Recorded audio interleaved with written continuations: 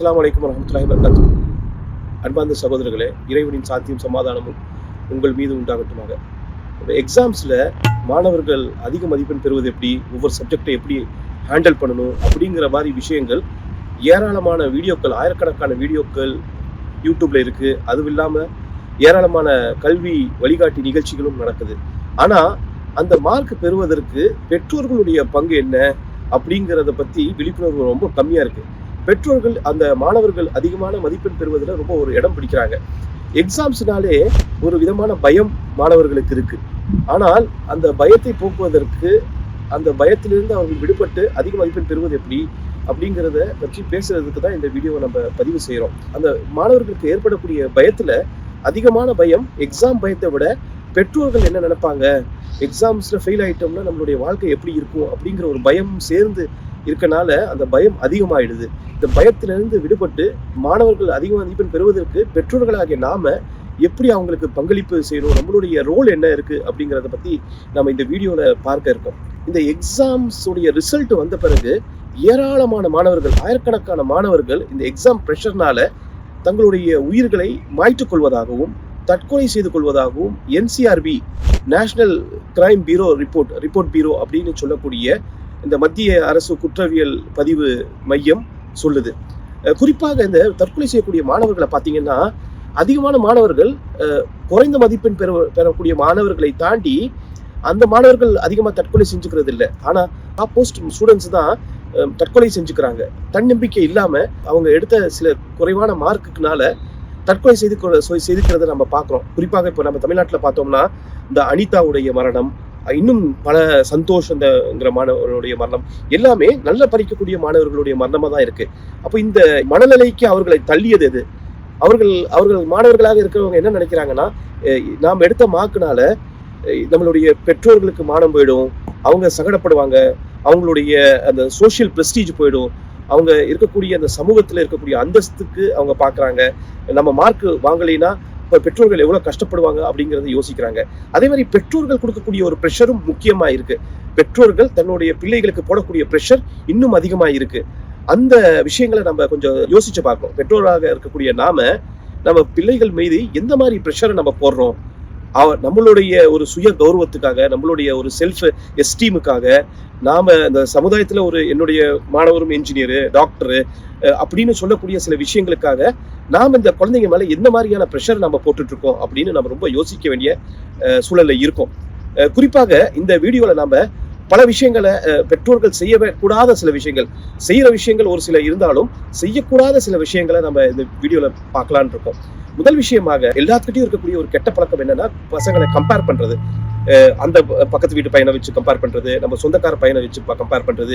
இந்த மாதிரி ஒவ்வொரு மாணவருக்கும் ஒப்பிட்டு பார்த்து அந்த மாணவனுக்கு ஒரு ப்ரெஷர் கொடுக்குறப்போ அந்த மாணவன் அந்த ப்ரெஷர்ல இருந்து தாங்கிக் கொள்ள முடியாம அவனுக்குள்ளேயே ஒரு இன்ஃபீரியாரிட்டி காம்ப்ளெக்ஸ் உருவாகிடுது, ஒரு தாழ்வு மனப்பான்மை உருவாகிடுது. அதனால என்ன ஆகுதுன்னா, மார்க் குறைவான ஆகுற போது அந்த பையனுக்கு மனம் உடைஞ்சு போயிடுறான். அது அவர்களை வேற மாதிரி ஒரு சிந்தனைக்கு தள்ளப்படுறாங்க. அதே மாதிரி எமோஷனலான ஒரு எமோஷனல் டார்ச்சர்னு சொல்லலாம். எங்க காலத்துல நாங்க எப்படி இருந்தோம் தெரியுமா?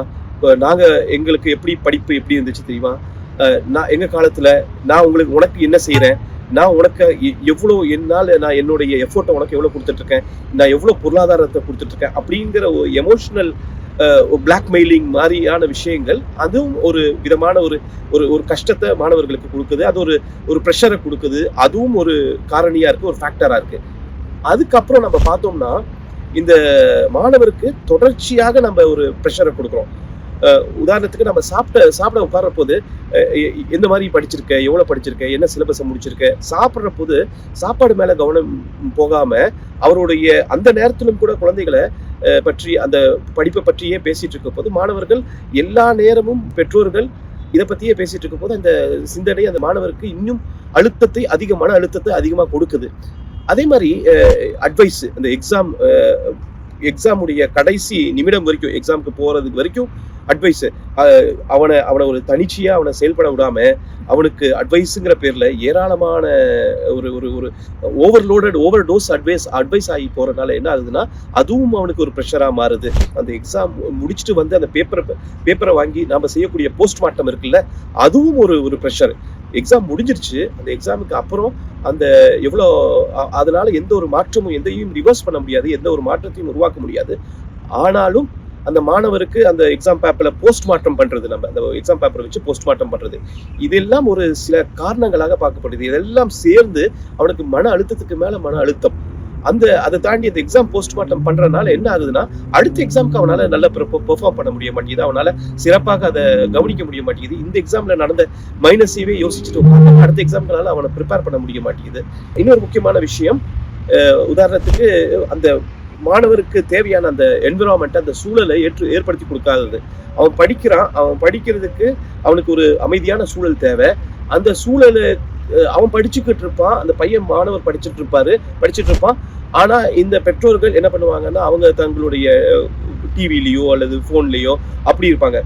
அப்ப அதை தவிர்த்துக்கிட்டு அந்த மாணவனோட உட்கார்ந்து நம்ம பேசுறப்போ, அவங்க உட்கார்ந்து அவங்க கூட நம்ம அவனுக்கு துணையா இருக்கிற போது அவனுக்கு ஒரு கான்ஃபிடன்ஸ் கிடைக்கும். இதெல்லாம் நம்ம செய்யக்கூடாதது. கம்பேர் பண்றது, எமோஷனல் பிளாக்மெயில் பண்றது, ஓவர்லோடட் அட்வைஸ் கொடுக்கறது, மற்றவர்களோட ஒப்பிட்டு பார்த்து அவர்களை இது பண்றது, இதெல்லாம் பண்ணாம அவனுக்கு துணையாக இருந்து அவனுக்கு ஒரே ஒரு கான்ஃபிடன்ஸ் கொடுக்கணும். இப்ப பெற்றோர் இவ்வளவு நேரம் இதெல்லாம் செய்யக்கூடாதுன்னு சொல்லக்கூடிய நாம என்ன செய்யணும்னா, அவனுக்கு உன்னால முடியும், தன்னம்பிக்கை ஏற்படுத்தக்கூடிய, அவனால முடியும், இந்த தேர்வுகள்லாம் ஒரு பரீட்சை தான், இதை விட்டா அடுத்த தேர்வு இருக்கு அப்படிங்கிறதையும் சொல்லி, அவனால முடியும், உன்னால எவ்வளவு முடியுமோ படிப்பா, உன்னால முடிகிற அளவுக்கு படி, அதுக்கு மேல இறைவன் இருக்கிறாங்கிற அந்த நம்பிக்கையை, இறைவன் மீது ஒரு தவக்கலை, இறைவனுடைய முடிவு தான் இறுதியான முடிவு, இறைவன் கையில தான் எல்லாமே இருக்கு அப்படிங்கிற அந்த மன தைரியத்தையும் மன பக்குவத்தையும் ஏற்படுத்த வேண்டியதுதான் பெற்றோர்களுடைய ஒரு பங்கு. அது இல்லாம பெற்றோர்கள் அவனுக்கு தட்டி கொடுத்தா, கான்ஃபிடன்ஸ் கொடுத்தா, அவனை கொஞ்சம் மோட்டிவேட் பண்ணா, அவன் இன்னும் சிறப்பாக கண்டிப்பாக அவன் மாணவர்கள் ஜெயிப்பாங்க அப்படிங்கிற ஒரு நம்பிக்கையும், அந்த மாணவருக்கு என்னுடைய பெற்றோர்கள் என்னுடைய சைட்ல இருக்காங்க, எனக்கு கூட இருக்காங்க, எனக்கு சப்போர்ட் பண்ணக்கூடியவர்களா இருக்காங்க அப்படிங்கிறது ரொம்ப முக்கியமான ஒரு நேரமா இருக்கு.